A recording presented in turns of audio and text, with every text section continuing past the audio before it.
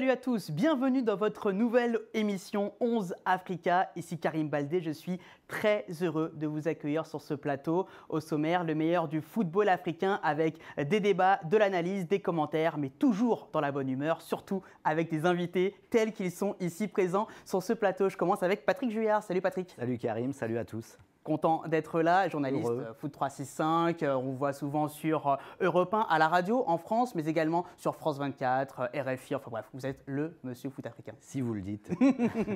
Et de l'autre côté de la table, il y a Hervé Kouamo, bien sûr, salut Hervé. Bonjour Karim. C'est vrai, je vous appelais professeur. Allons pas jusque-là. Du côté de Paris-Nanterre et surtout journaliste, spécialiste également du football africain et camerounais, si je ne dis pas de bêtises, non ? Non, c'est exact. Il n'y a aucune bêtise là-dedans. Jusqu'ici, Jusqu'ici, tout va bien. Bon, bah, parfait. Et puis, Régis Tsiambamfumu est avec nous. Salut Régis. Bien prononcé, merci Karim. Merci, c'est la seule fois que je ferai l'effort, de toute façon. Ça va bien? Très bien. Agent d'image, spécialiste dans le football, bien évidemment. Et vous avez travaillé avec de grands joueurs, notamment Paul Pogba. Voilà pour le plateau. Il nous reste à voir le sommaire, bien sûr, de cette émission. On commencera avec le 11 type. On a choisi pour vous les meilleurs Africains évoluant dans les grands championnats européens pour la saison 2021-2022. On enchaînera avec le buzz, qui d'autre que le Sénégal, bien sûr, vu qu'ils ont remporté la CAN et qu'ils se dirigent vers la Coupe du Monde au Qatar. Et puis en fin d'émission, le décryptage justement du tirage, le Sénégal, mais également la Tunisie, le Cameroun ou encore le Maroc et la Tunisie. On en parlera. Et puis le Ghana, voilà, tout simplement. J'avais oublié une équipe dans l'histoire. Mais voilà, on en reparlera de toute façon en fin d'émission. Tout de suite, sans plus attendre, place au 11 type.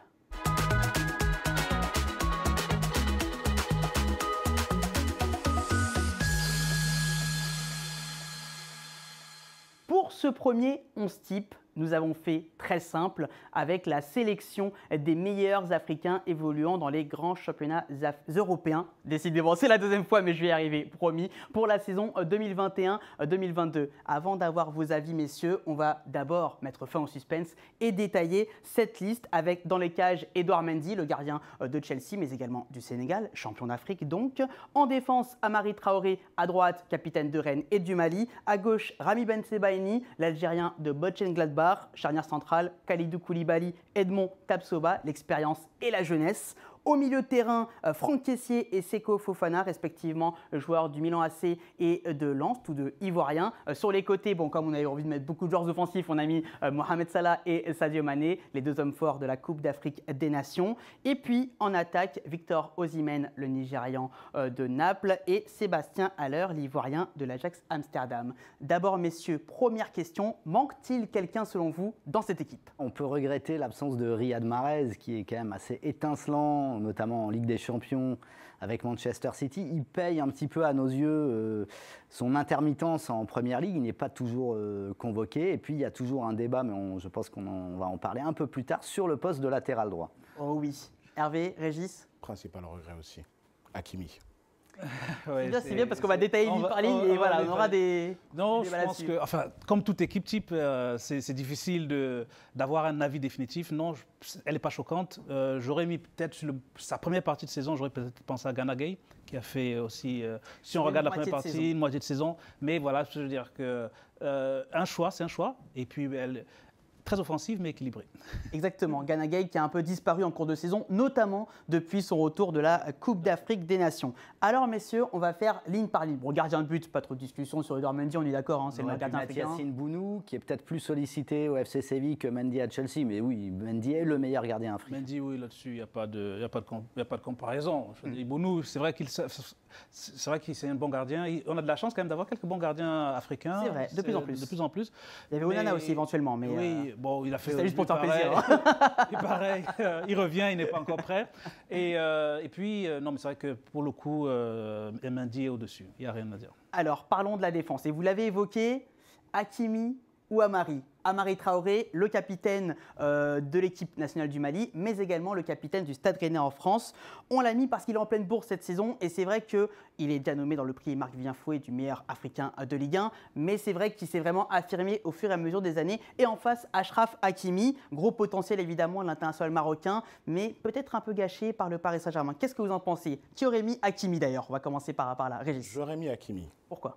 J'aurais mis Hakimi parce que j'aime son allant, j'aime sa possibilité de se projeter vers l'avant. Et après, je vous rejoins tous aussi sur le fait qu'effectivement, Amari Traoré fait une très très très belle saison, qui a montré aussi plus de solidité. Et après, c'est un autre débat, mais est-ce que les joueurs progressent quand ils viennent au PSG? Je ferme la parenthèse. Oh là là là là là là Juste là ça. là. Là, c'est c'est une grosse parenthèse. Là. Et est-ce que vraiment ils progressent? Et c'est un petit peu dommage, mais en tout cas, oui, j'ai mon petit faible pour Hakimi. Hervé? Oui, c'est vrai que les deux choix sont possibles. Effectivement, Hakimi paye le prix, à la limite, d'être au Paris Saint-Germain, parce que, faut pas oublier, Rennes, c'est l'équipe qui court le plus, donc ça signifie que les attaquants font des courses défensives, donc ça permet d'avoir de la solidité. Et je trouve que c'est aussi bien de récompenser des parcours comme celui-là, parce que finalement, on en parlait un peu en off, c'est des joueurs qui arrivent à maturité un peu plus tard, parce qu'il a 30 ans, donc à maturité un peu plus tard, mais qui progressent année après année. Effectivement, Hakimi, beaucoup de qualité, mais c'est vrai que sur la saison, elle a été intermittente. En dents de scie, effectivement. Amari Traoré, 30 ans, face à Achraf Hakimi. Lui n'a que 23 ans, donc il a quand même l'avenir devant lui, même s'il a déjà fait des gros clubs, formé au Real Madrid. Il a évolué ensuite à Dortmund, puis à l'Inter Milan, où il a été champion d'Italie, avant de venir au PSG. Mais Patrick, on l'évoquait à l'instant, est-ce que le PSG ne le gâche pas finalement d'un point de vue tactique notamment? Alors, il y a un doute parce qu'on disait avant son arrivée qu'il était plus fait pour jouer devant une défense à 3 et au PSG, il joue dans une défense à 4. C'est aussi le cas en équipe nationale marocaine. Et je trouve qu'il s'en sort plutôt bien, mais c'est vrai que c'est plus un contre-attaquant qu'un joueur défensif. Alors qu'Amari Traoré me semble présenter un compromis un peu plus complet entre qualité défensive, être un peu plus dur sur l'homme, mais aussi une bonne qualité balle au pied, une bonne qualité de centre dans une équipe qui joue souvent avec 2 attaquants, donc qui a besoin de bons centreurs. Donc pour moi, sa place est méritée dans ce 11 type. On passe maintenant à la ligne des milieux de terrain. Milieu de terrain attaquant, parce que c'est vrai qu'on a décidé de mettre Salah et Mané dans cette équipe plutôt milieu offensif, dirons-nous. Mais le fameux duel, la question qui fâche, entre Mohamed Salah, l'Égyptien, et Sadio Mané, le Sénégalais, qui est le meilleur? On aime bien les opposer, ils se sont opposés à la CAN, puis lors des barrages Coupe du Monde. Selon vous, Salah ou Mané? Ça dépend un petit peu du moment et du maillot qu'il revête. C'est-à-dire qu'en début de saison, en club, Salah était incontestablement au-dessus. C'était peut-être le tout meilleur attaquant évoluant en Europe à ce moment-là. Et ensuite, avec la CAN, ça a un petit peu tourné. Le Sénégal a pris le dessus sur l'Égypte et Sadio Mané, malgré un pénalty raté, a vraiment montré que c'était un patron et un leader mental et un leader d'effort. Et depuis, c'est plutôt lui qui est un petit peu mieux, même si là, en période de Ramadan, les deux sont un petit peu en dedans, peut-être pour des raisons de préparation. Alors là, c'est les arguments pour Sadio Mané, mais est-ce qu'il y a des arguments en faveur de Mohamed Salah? On peut faire une réponse de Normand. Oh Ils jouent dans la même équipe, donc ils peuvent jouer ensemble. C'est ça, parce qu'on aime bien dire, ah bah oui, on aime bien créer une rivalité entre les deux quand même, ça c'est vrai. Oui, c'est parce qu'effectivement, il y a des titres individuels, même si, soit dit en passant, les CAF Awards, on ne sait toujours pas quand ils auront lieu. Donc, oh là, donc, ça c'est notre grosse parenthèse, ça, les CAF oui, Awards. Vraiment, parenthèse fermée. Mais c'est vrai que c'est deux styles différents. Effectivement, je pense que Salah est plus buteur. Et je trouve que Sadio est plus organisateur. Il fait plus jouer les autres. Salah, c'est vraiment le finisseur, le buteur, même s'il peut être passeur, effectivement. Mais il est plus utile, comme disait Jacquet, dans les 30 derniers mètres que Sadio Mané, qui est plus un régista, qui peut jouer derrière un attaquant et effectivement être un meneur de jeu sur le côté.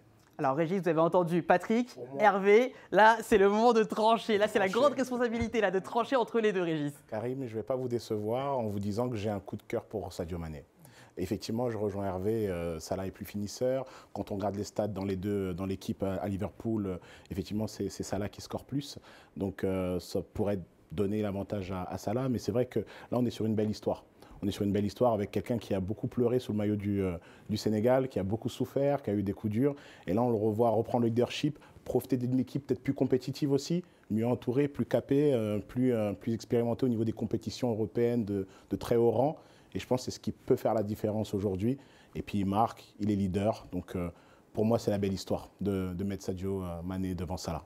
Bon, comme ça, c'est clair, en tout cas. Et puis, oui, juste en passant, c'est vrai que pour aller dans le sens de Régis, c'est surtout sur l'histoire sénégalaise que ce sera intéressant de voir. On a l'occasion d'en parler, l'histoire sénégalaise. À la deuxième partie, ne vous en faites pas. Ne vous en faites pas, deuxième partie.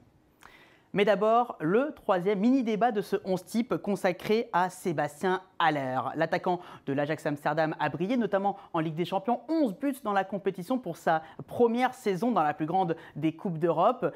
Avec un parcours en dents de scie, formé à Auxerre, parti aux Pays-Bas d'abord, il est allé en Allemagne à Francfort, il a éclos là-bas aussi, il est parti en Angleterre à West Ham et là, ça s'est pas bien passé, avant de revenir aux Pays-Bas à l'Ajax. Et là, il nous fait une sacrée saison. Mais Patrick, petite question, Sébastien Haller peut-il viser mieux que l'Ajax Amsterdam? C'est une question difficile parce que déjà, il vient d'arriver, il est en train de s'épanouir dans un système qui est un schéma tactique qui est fait pour lui. Est-ce que combien d'années de carrière a-t-il encore devant lui? Ça pose aussi la question de l'allongement des carrières. Il y a encore 5 ans, je vous aurais dit c'est son dernier contrat, il n'ira pas ailleurs. Là, peut-être qu'il peut viser plus haut. Il a 27 ans, il faut le préciser. Voilà, encore faut-il qu'il ait un club où il puisse autant s'épanouir qu'à l'Ajax. Et ça, c'est pas simple à trouver. Parfois, il vaut mieux être un grand joueur dans un club moyen qu'un joueur moyen dans un très grand club. Ça, c'est la phrase du jour, on la retiendra. Messieurs, qui veut réagir? Haller, est-ce qu'il peut viser mieux que l'Ajax? Pour le coup, Sébastien, c'est un garçon que moi j'ai connu dans le milieu du sponsoring. Il me surprend agréablement, mais j'ai toujours cru, et je suis convaincu que oui, il peut. Parce que, pour une simple et bonne raison, c'est qu'il performe plus en club qu'en équipe nationale. On sent qu'il y a encore une période d'adaptation, on en parlait tout à l'heure. Mais il est vrai aussi qu'il a scoré aussi sur des matchs de Champions League, et pas des moindres. Donc c'est là où moi, je pense qu'effectivement, étant bien entouré, en ayant justement cet environnement positif, propice à des gens qui vont un peu jouer pour lui dans la finition, je pense que c'est quelqu'un qui peut encore aller sur un ou deux steps supérieurs. Évolution favorable, peut-être qu'il va se bonifier avec le temps, comme un certain Karim Benzema qui lui n'arrête plus de scorer avec le Real Madrid. Il fait penser moi un peu à un Giroud dans le style de jeu, et il peut s'y approcher. C'est vrai, de par la taille et de par... Voilà, c'est l'excellence. Pour moi, Giroud, c'est l'excellence dans ce profil-là, mais je pense qu'il peut s'approcher de ce genre de performance. Et puis Olivier Giroud, c'est un phénix. Hein. Lui, à chaque fois, on le dit mort, à chaque fois, il revient. Hervé? Déjà, l'Ajax, c'est déjà un grand club. C'est un club. Quand j'ai dit moyen, financier, c'est évidemment un immense club. C'est déjà, voilà, pas de malentendu. Par son histoire et par ses performances actuelles. Après, c'est vrai que pour son profil, je trouve que l'Ajax, c'est un club qui correspond avec des attaquants de couloir qui jouent pour lui. En fait, il y a une vraie volonté collective de faire briller l'attaquant, ce qui n'est pas effectivement le cas en sélection où on a plutôt affaire à des solistes sur les côtés. Donc, il a un jeu. Moi, j'avoue que j'ai été surpris par son passage à West Ham parce que je pensais, en l'ayant vu par son gabarit, il est fort de la tête, c'est un grand costaud, effectivement, profil Giroud. Je pensais que la Premier League, ça irait. Mais bon, peut-être que finalement, ce n'était pas West Ham le bon club. Peut-être il y a un ensemble de choses dont on n'a pas, sur lesquelles je n'ai pas tous les éléments. Mais c'est un bon attaquant. Je pense qu'effectivement, c'est mieux pour lui de jouer avec un système avec soit 2 attaquants, soit vraiment des attaquants sur les couloirs qui sont plutôt des centrales plutôt que des faux pieds. Donc voilà, tout dépendra de ça. Voilà ce qu'on pouvait dire pour ce premier 11 type de ce premier 11 africain. N'hésitez pas à réagir également sur tous nos réseaux sociaux, Facebook, Insta, Twitch, ce que vous voulez. Bref, on est partout. Sans plus attendre, on va passer à la deuxième partie, le buzz.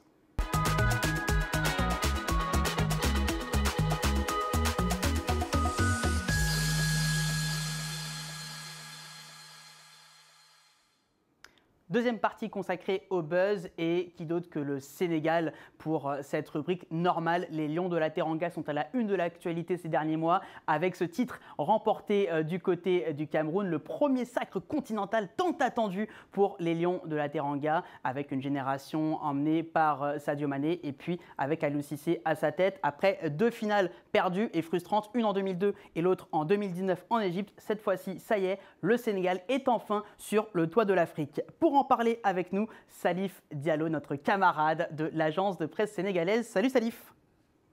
Salut, bonjour, bonsoir à tout le monde. Depuis Dakar, bien évidemment. Tu as suivi la compétition, on était ensemble d'ailleurs du côté du Cameroun et puis après le retour au pays. Comment évalues-tu la ferveur qu'il y a autour de ces Lions de la Teranga depuis la Coupe d'Afrique des Nations? Enfin, enlever cette étiquette de loser, maintenant c'est bon, ce sont les champions.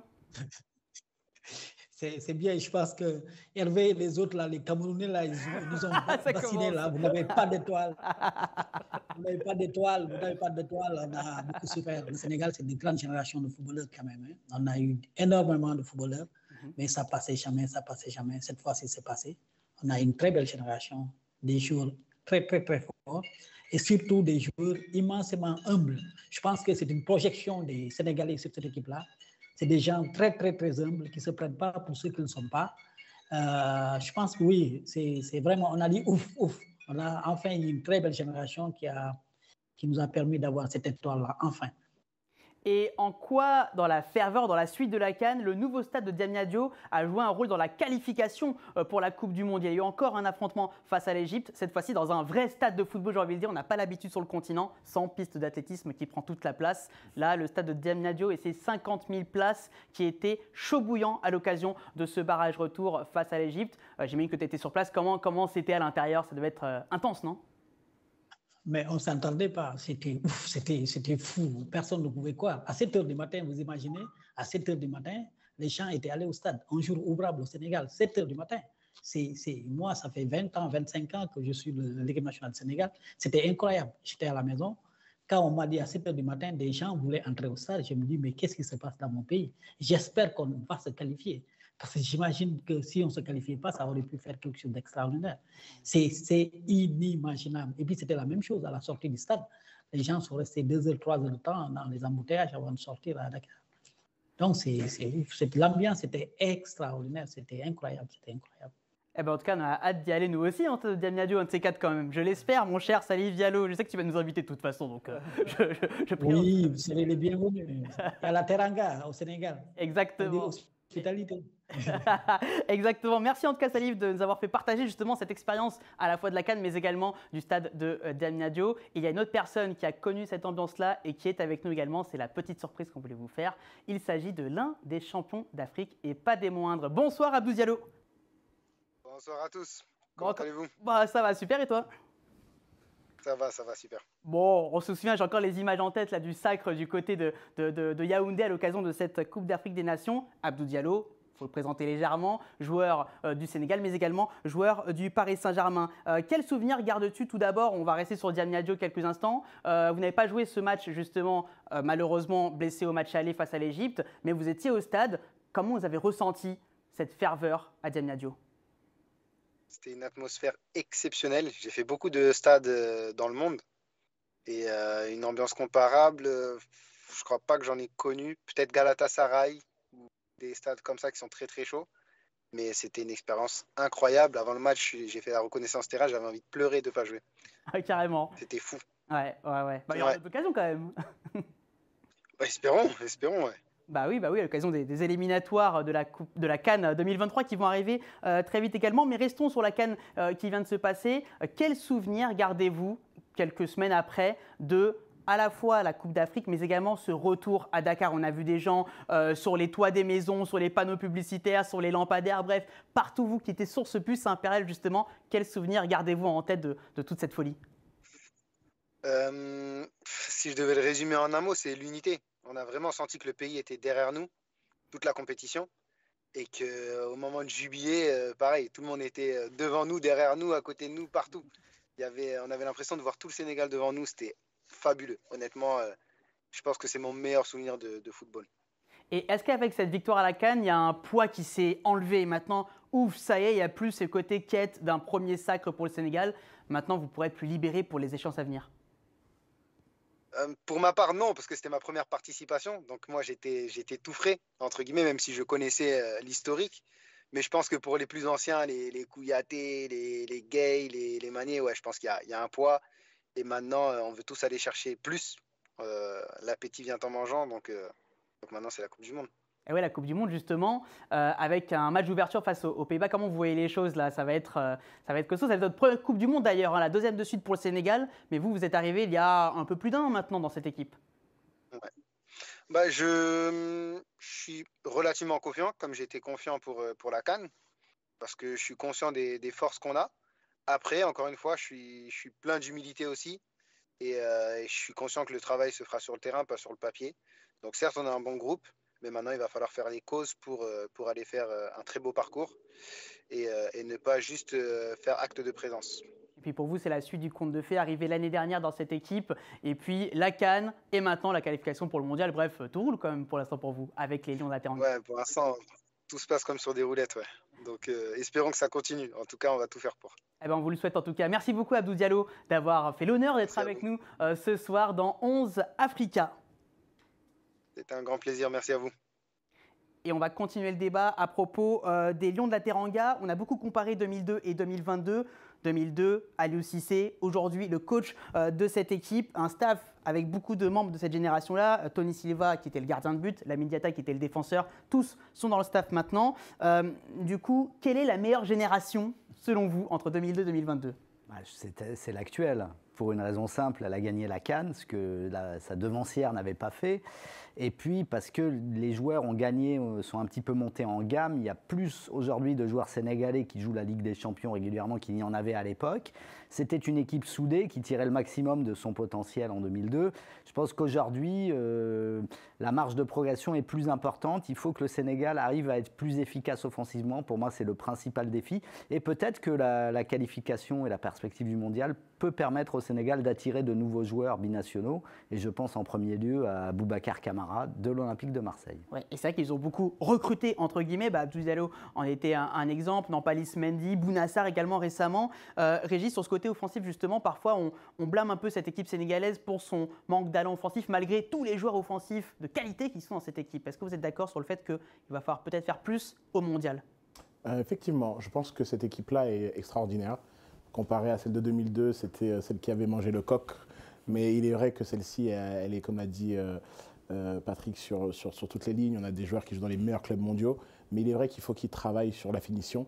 Une équipe très solide, très solidaire, unie, comme le disait Abdou Diallo. Mais il va falloir travailler sur le finish pour pouvoir justement élever le niveau de jeu sur la Coupe du Monde.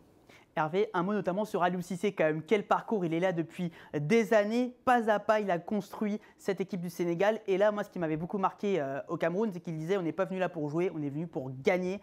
Et ils l'ont fait, ça aussi c'était important. Un mot sur Aliou Cissé et cette grinta qu'il a avec les Lions de la Teranga. Oui, c'est comme on disait, c'est le lien entre les deux générations, mais surtout, c'est ce qui me plaît dans cette équipe du Sénégal, parce qu'il est entraîneur, il est sélectionneur depuis 2015, il était dans le staff depuis 2010, ce qui prouve quand même une certaine constance. Et puis, de façon générale, il a construit un groupe qui lui ressemble un peu, avec beaucoup d'abnégation, beaucoup de grinta, qui ne renonce jamais finalement, parce que cette équipe, je crois qu'ils ont 2 défaites depuis 5 ans. C'est une équipe qui va jusqu'au bout. Je pense que c'est quand même, quoi qu'on dise, 2 finales de Coupe d'Afrique, une participation à la Coupe du Monde, il y a peu d'entraîneurs qui l'ont fait.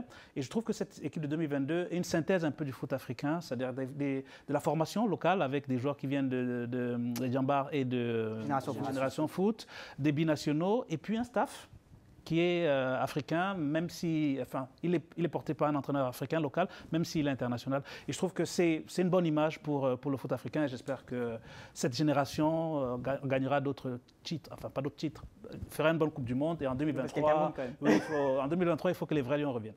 Eh ben, c'est ce qu'on verra en tout cas, notamment à la Coupe du Monde. Oui, Régis, un mot pour moi qui me semble fondamental sur l'émission qu'on est en train de mener aujourd'hui, c'est ce travail de la formation. Vous avez vraiment raison, Génération Foot, Djambar, c'est des pépites. Et je pense que beaucoup de fédérations africaines devraient prendre exemple sur l'investissement qu'a le Sénégal, aussi bien au niveau étatique qu'au niveau des anciennes gloires qui sont complètement investies dans le projet de la formation. Eh bien, on va voir ce que le Sénégal fera à la Coupe du Monde. C'est l'objet du décryptage, tout de suite avec la 3e partie de l'émission.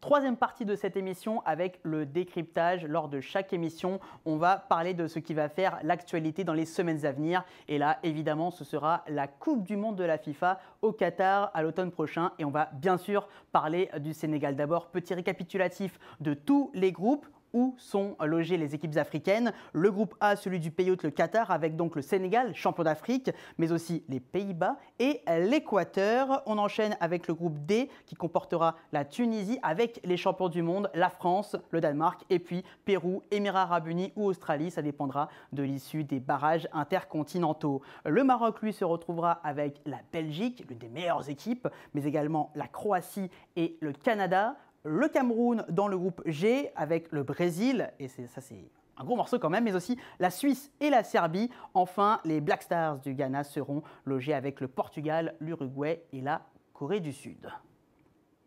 On commence ce décryptage du tirage au sort de la Coupe du Monde avec le groupe A à tout seigneur, tout honneur, celui du pays hôte, mais aussi celui des champions d'Afrique. Et pour en parler, nous sommes avec un ancien international, Omar Daf. Bonjour Omar.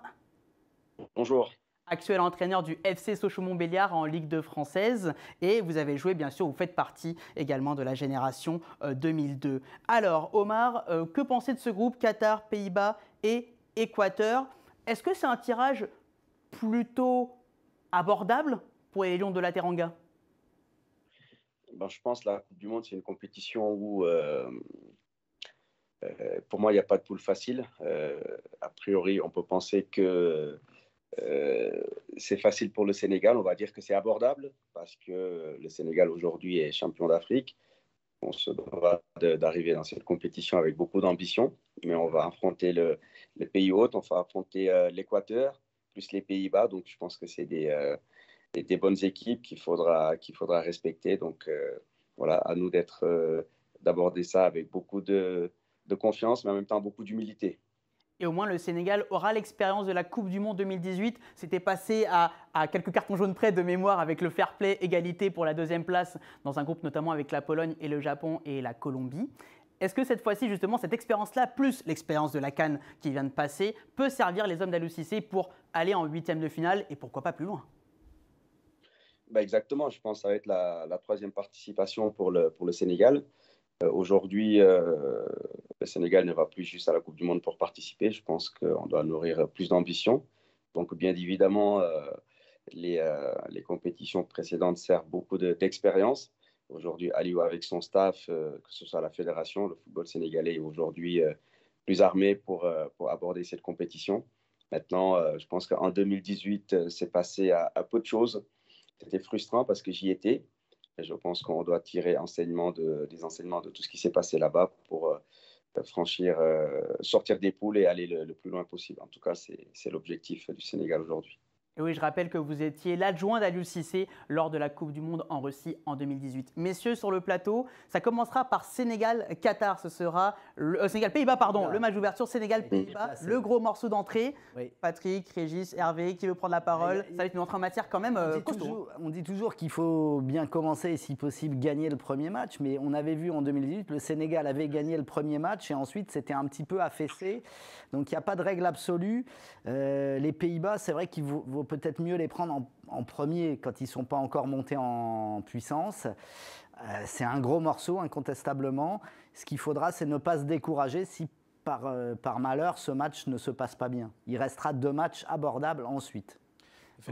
Vas-y, Hervé. Oui, je suis d'accord. Effectivement, il restera. Enfin, la poule est la plus facile entre guillemets pour celle des équipes africaines, parce que la tête de série, c'est le Qatar, qui n'est tête de série que parce qu'il est pays organisateurs. La France, la Belgique et d'autres équipes. Voilà, des pays classés par le classement FIFA. Donc du coup, ça fait qu'effectivement, ce premier match, qui est le match le plus difficile a priori contre les Pays-Bas, fait que c'est le match d'entrée à bien négocier. Mais je pense que même contre les Pays-Bas, c'est une équipe que le Sénégal peut contenir, parce que faut pas oublier quand même qu'il y a beaucoup d'expérience cette équipe. Régis Damou, vous êtes d'accord justement sur le fait que le Sénégal... Je rejoins complètement Hervé.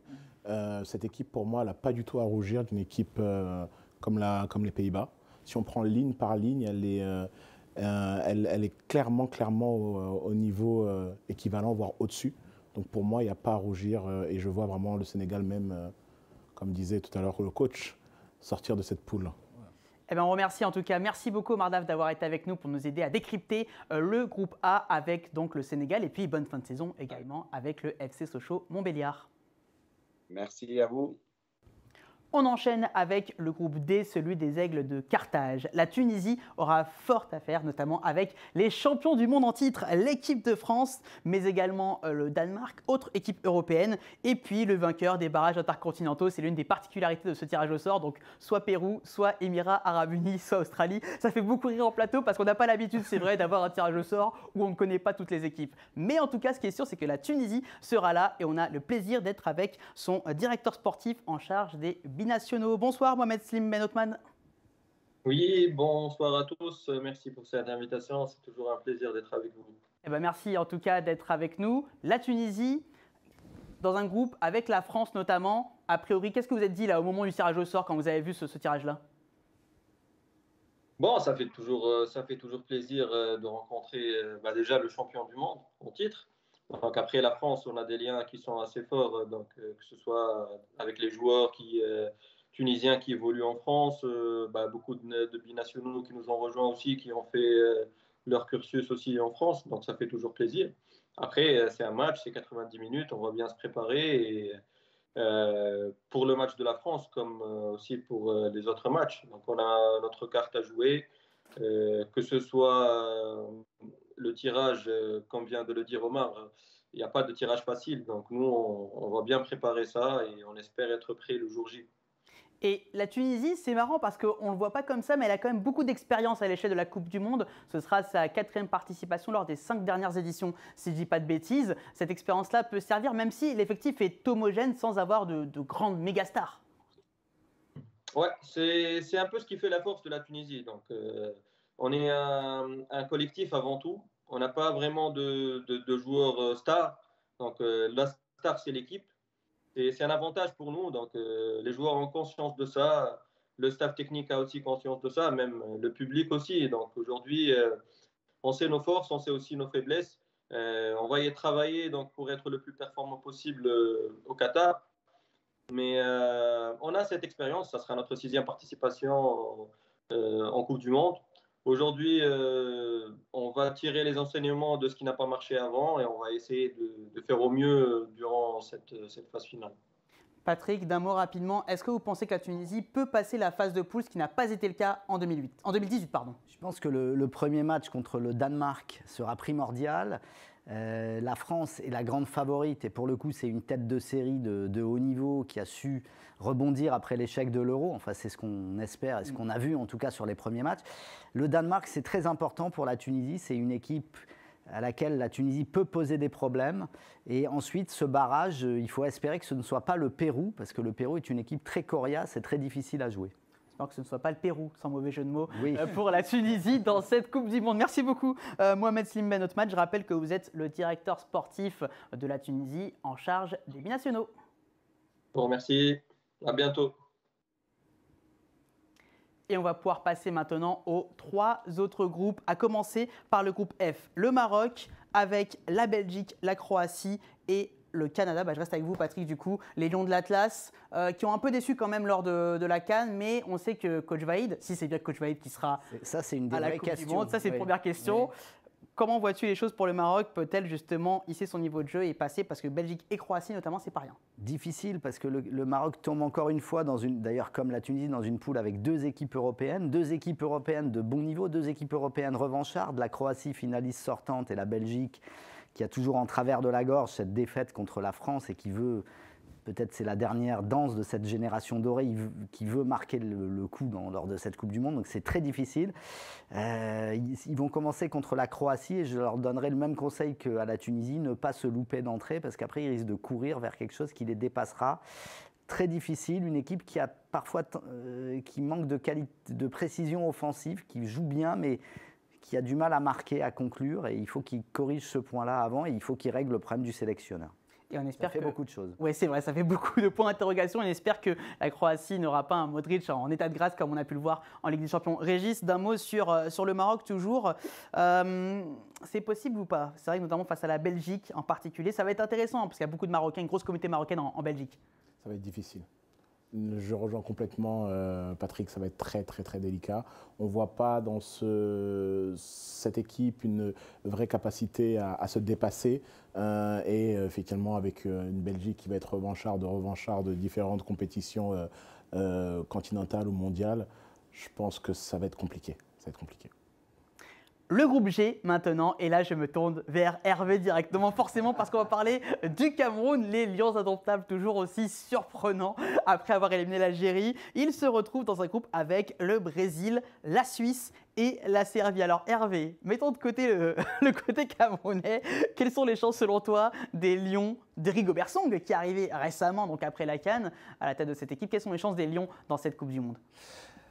Déjà, l'idéal serait de faire mieux qu'en 2014, en 2010 et en 2014. Ça ne devrait pas être trop dur. On dirait qu'il n'y a pas de problème extra-sportif déjà et de négociation de primes. Tout le contexte, déjà, ce serait bien de faire mieux, d'avoir une sorte... Après, c'est vrai que c'est une poule qui est assez difficile parce que La Suisse, malgré le fait qu'elle n'ait pas encore remporté un gros titre, est une équipe quand même constante à haut niveau. Les équipes de l'ancienne Yougoslavie ont toujours posé des problèmes au Cameroun. Ce jeu à la fois physique, technique, truqueur, c'est les mêmes qualités que les Camerounais ont, donc quelque part.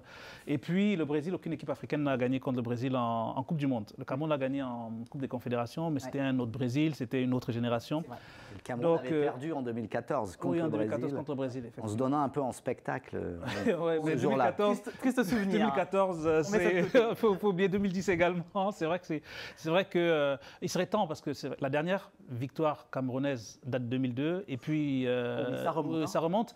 Et puis on oublie que finalement depuis 90 le Cameroun n'est plus sorti des poules. Donc quelque part il faut savoir raison garder, ne pas être trop ambitieux, même si au Cameroun on parle déjà de second tour et tout. Ah, c'est vrai que vous aimez bien vous enflammer. Hein. Ça, j'ai pu le voir au Cameroun pendant la compétition, pendant la CAN. De sa fougue aussi. Hein. C'est vrai, Rigobert Song. Et puisque tu parles de Rigobert Song, Régis, un tout petit mot quand même sur Rigobert Song. Il vient d'arriver, on sentait que ça allait être compliqué face à l'Algérie, pourtant ils l'ont fait. Est-ce qu'il peut ramener quelque chose de positif au-delà juste de la fougue et de l'expérience?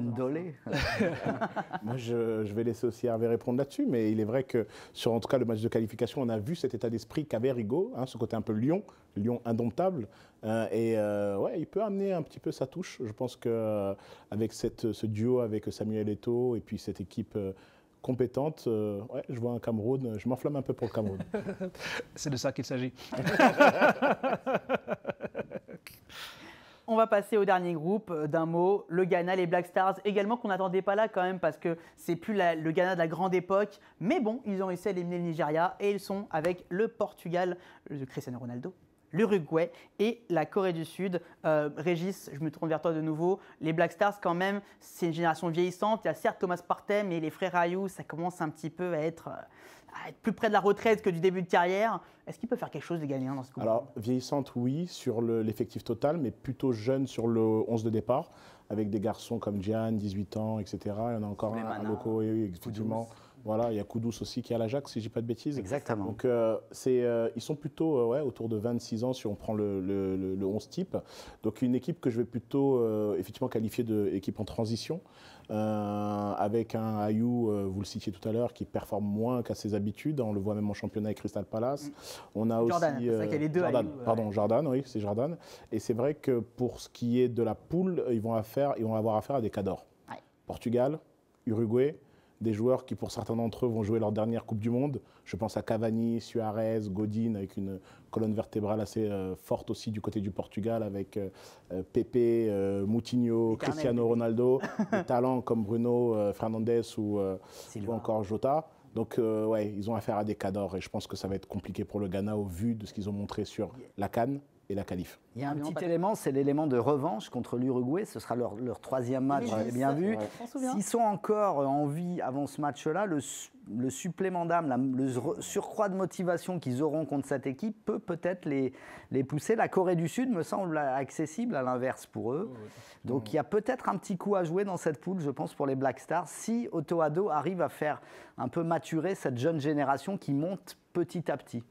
Oui, c'est vrai que toute la question sera ça. Est-ce que ça va prendre, est-ce que cette mayonnaise va prendre? Ça risque d'être un peu tôt. Ça va être parce que finalement, ils se qualifient plus par, j'allais dire, par une faute du Nigeria que vraiment sur la qualité montrée depuis le début de l'année. Voilà qui conclut nos débats et voilà qui conclut ce premier 11 Africa. Merci beaucoup d'avoir été avec nous. Merci à nos personnes ici en plateau, Patrick, Régis, Hervé, pour vos analyses, pour votre éclairage en tout cas sur ce tirage au sort et puis sur le buzz du Sénégal. N'hésitez pas à liker, à commenter, à partager sur tous nos réseaux sociaux, Facebook, Twitter, Instagram, bref, vous connaissez à peu près toutes les adresses maintenant. Donc en tout cas, n'hésitez pas et puis on se donne rendez-vous la prochaine fois pour un nouveau numéro de 11 Africa. D'ici là, portez-vous bien. Ciao, ciao.